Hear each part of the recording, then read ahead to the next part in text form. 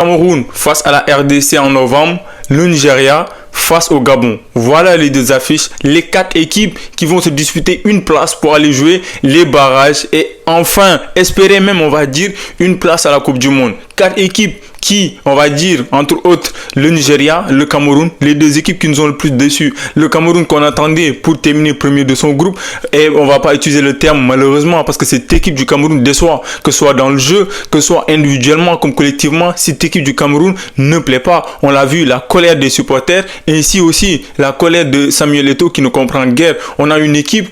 Voilà, on va parler de démotivation, on ne comprend pas. Le Cameroun, ça a toujours été une équipe dont, même s'ils n'avaient pas les joueurs qui étaient au top en Afrique, ils cartonnaient, ils proposaient des choses intéressantes. Sur le terrain, tu voyais des joueurs qui avaient faim, qui avaient la dalle. C'est une équipe qui, voilà, par chance, on va dire, à la dernière minute, se qualifie et fait partie des 4 meilleurs deuxièmes avec 17 points. Vous imaginez, avec 17 points quand même.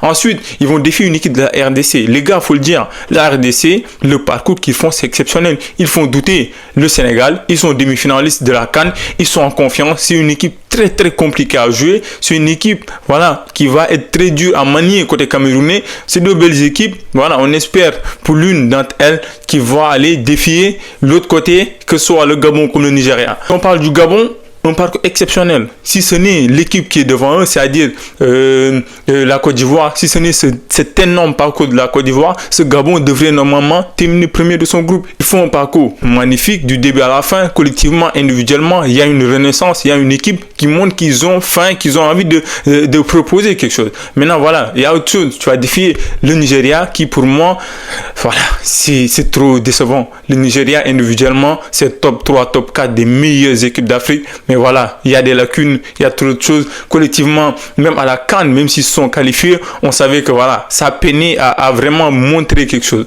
J'ai envie de savoir, selon vous, quelle est l'équipe qui va chercher ce billet pour aller défier les autres équipes continentales. Donnez-moi votre avis en commentaire.